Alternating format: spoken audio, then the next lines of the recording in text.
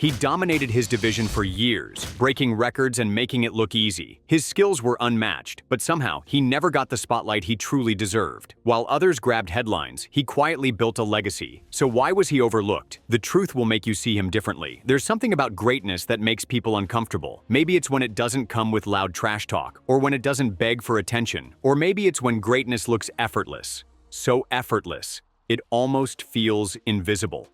And that's exactly what happened with Demetrious Mighty Mouse Johnson. This wasn't a man born into stardom. DJ came from nothing. No father figure, a deaf mother, abusive stepdad, poverty. The man was literally beating the odds from the day he was born. While other kids were figuring out prom dates and playing video games for fun, DJ was working 3 jobs and training alone at night.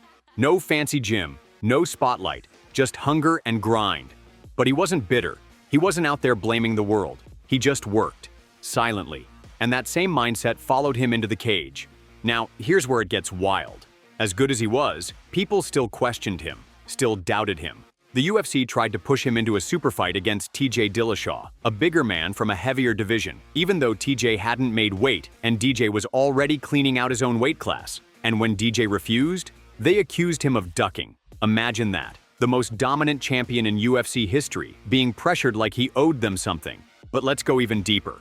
DJ wasn't just beating people. He was doing things no one had ever seen before. That famous suplex to armbar finish against Ray Borg, that wasn't just a cool move. That was history. Nobody had pulled that off in a world title fight.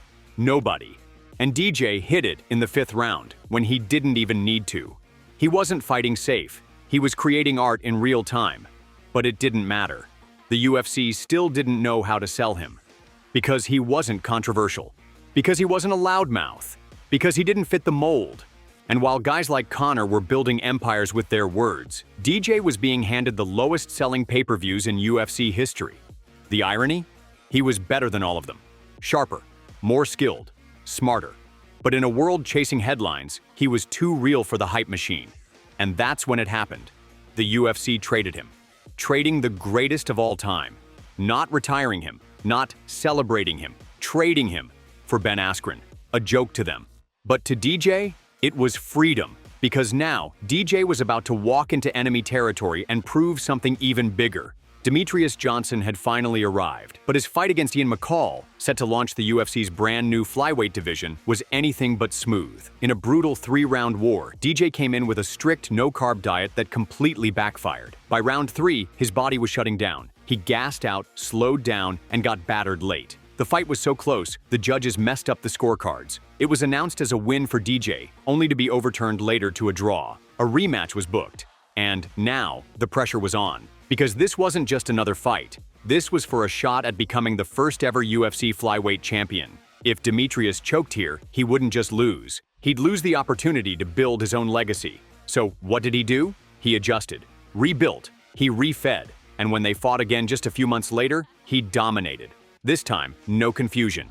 DJ was sharper, faster, and smarter. The win was clear. Then came Joseph Benavidez, Team Alpha Male's killer. Big power, explosive pace, dangerous all around. Most thought this was going to be the fight that finally stopped DJ's rise, but it wasn't. Instead, it was the night Demetrious Johnson became champion. It was the moment a new chapter of dominance began. And make no mistake, what followed wasn't just a title reign, it was a takeover. Fight after fight, DJ dismantled the best fighters in the world. And here's the twist, he didn't just beat them, he embarrassed them. While others were grinding for wins, DJ was styling on people, mixing speed with technique, wrestling with striking, submission with ground control. He was doing it all, better than anyone ever had. Ali Bagautinov, outclassed, John Dodson, outpaced and shut down, twice. Not because he had to, but because he could. And then, in the most insane moment of his career, came that armbar, the one against Ray Borg. In real time, people didn't even understand what they had just watched, a suplex into an armbar, in midair. It looked like a move out of a video game, but this was real, this was live, and it was done in a title fight. Demetrious Johnson wasn't just defending his belt, he was inventing moves while doing it. No one else could even come close. So why was the UFC treating him like he was invisible? That's where the problem begins. While DJ was dominating the cage, the UFC wanted something else. They didn't want perfection. They wanted attention, drama, trash talk, controversy. And DJ wasn't playing that game. He wasn't selling beef. He wasn't calling out names. He wasn't posting tweets and clowning opponents. He was showing up, winning, and going home to his wife and kids. So they turned their backs on him. And that tension kept growing, because no matter how many times he defended the title, the UFC just didn't push him.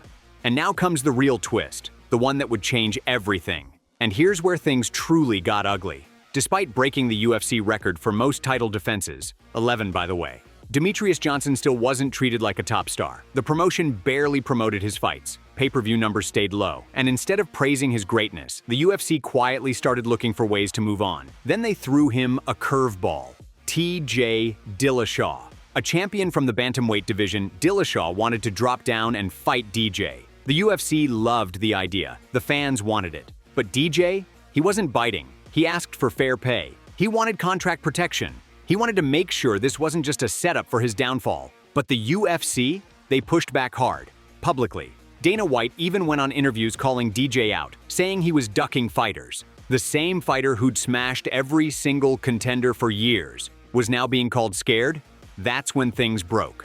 Demetrious realized something. The UFC didn't value what he brought to the table. The knockouts, the submissions, the skill, the history.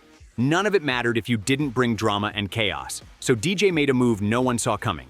He left. In an unheard-of trade deal, the UFC sent Demetrious Johnson to one championship. No farewell, no celebration, no gratitude. But DJ? He didn't complain. He packed up and went back to doing what he does best, winning. Over in Asia, he entered one championship's flyweight Grand Prix. First fight, he gets dropped. And the haters thought, here we go, DJ's washed. Wrong. He came back, adjusted mid-fight, and won. Then he did it again, and again. All the way to the Grand Prix final, where he won the whole damn thing. But the biggest challenge still waited. Adriano Moraes, the one flyweight champion. Bigger, longer, stronger. This guy wasn't just a threat. He was the exact kind of fighter DJ had always been told he couldn't handle. And in their first fight, DJ got knocked out cold. For the first time in his career, Demetrious Johnson was stopped. Not just beaten, flatlined. That moment could have ended a lesser man. But not DJ. He took his time, trained harder, watched tape, fixed his holes. And in the rematch, he showed why you never count out a legend. He came forward like a storm, pressured Moraes, mixed it up. And when the moment came, he landed a flying knee that erased all doubt. DJ was champion again. From UFC gold to one gold. From doubted to undeniable. Demetrious Johnson didn't scream for attention. He didn't need hype. He let his skills do the talking, and they shouted louder than any trash talk ever could.